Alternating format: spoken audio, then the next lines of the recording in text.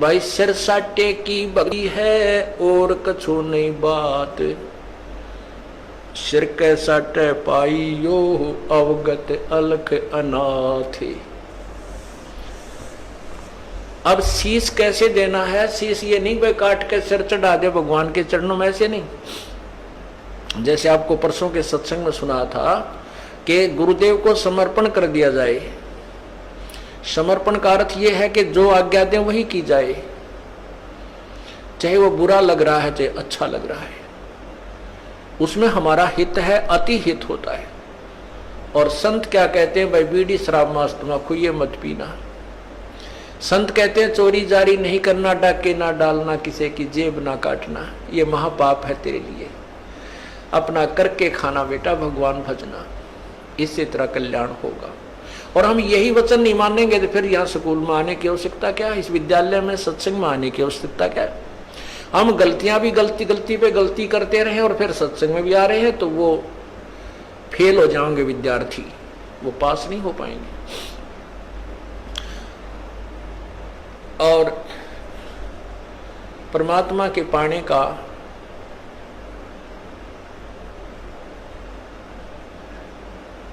कौन सा तरीका उत्तम है? उत्तम तो अर्थ है कि जैसे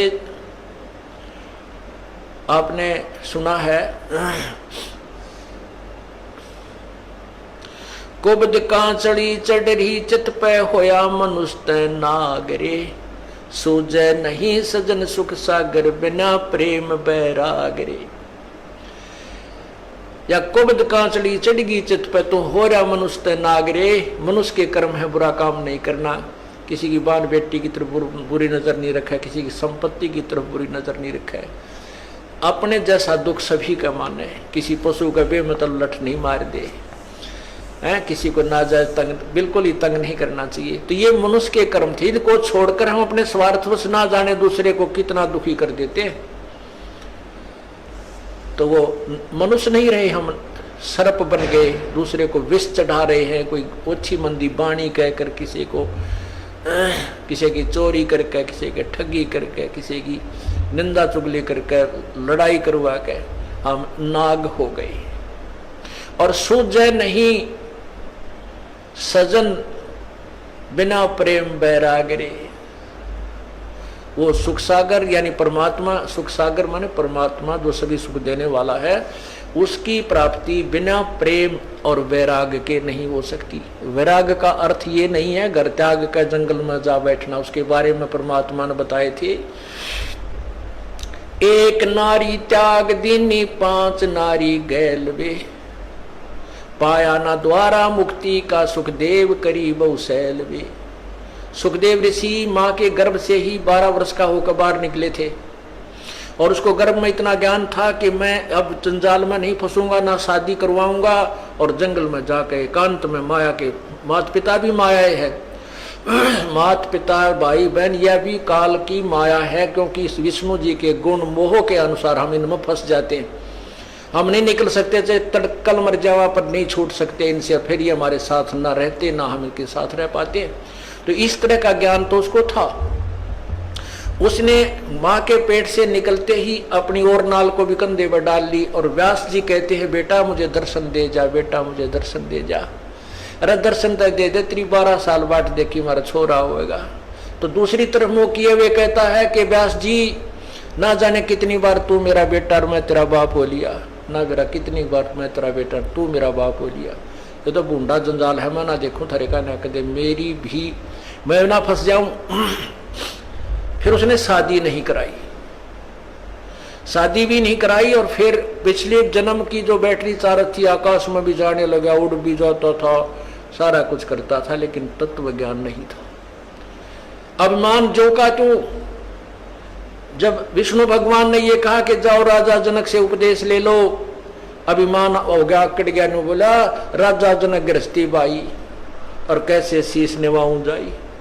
हम सुखदेव बोले ज्ञान विवेक का, अपनी तरफ से बड़ी बुद्धि से बात करी, विवेक के साथ क्या कहता है, हमने स्त्री का मुंह भी ना देखा।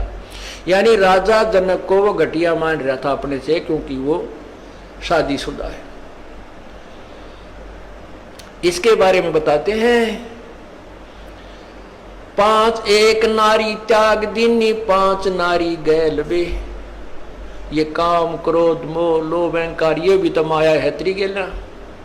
इनको त्याग बेटा, जब जब तू त्यागी बनेगा। केवल एक स्त्री को छोड़कर भाग जाने से तो मोक्ष प्राप्ति नहीं कर सकता। अर्थात परिवार त्यागन मात्र से तेरा कल्याण नहीं है। परिवार में रह, अपनी भक्ति कर, बच्चों को भी ला लाइन पे। जब पिताजी सत्संग में आता है तो बच्चे तो अपने आप आएंगे, उनका तो और दिल खुलेगा। अब कई बहन ज्यादातर ये परेशानी होती है उनके जीने कि हमारा पति नहीं मानता, बच्चे भी डर छुप कर कभी दाव लगा कर आते हैं, और पिता आ जाते कहना है कि माँ भी गेल हो जाए तो बच्चे तो अपने आप आ ही जाते हैं। जैसे रंग हम रंगेंगे रंग जाएंगे। ये तो कहते हैं ये वैराग नहीं है। वैराग है, वैराग नाम है त्याग का 5-25 माह। ये सारे शरीर में और इसी में हम रहे, इसका नाम वैराग है। कैसे है कि एक सीप बनती है, सीप में मोती बनता है। एक कीड़ा होता है, सीप एक जीव है। जैसे ये शंख आपने देखे होंगे, ये भी एक जीव से बनता है। ये ऊपर का कवर होता है, उसका शरीर होता है। ऐसी एक सीप होती है और वो खारे समुद्र में रहती है, और खारे समुद्र को वो ग्रहण नहीं करती, उस पानी को ग्रहण नहीं करती मोती बनाने के लिए।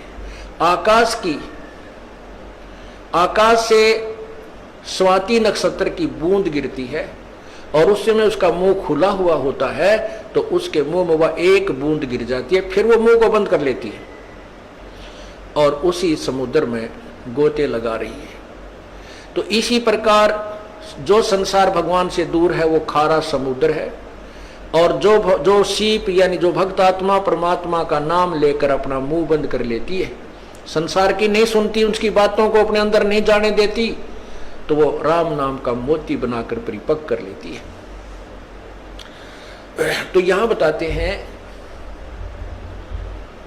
कि वैराग नाम है त्याग का। न्यो त्याग करना, किसी की सुननी है नहीं, कोई कम में बांटा कहें जाओ भाई तुम अपने राजी हम और भक्ति करें। ये है त्याग वास्तव में, ना किसी का बुरा माने। कोई गलत कर रहा कह ले भाई तेरी इतनी सोच है, और अपने उद्देश्य से दूर ना हो, उसे वंचित ना हो।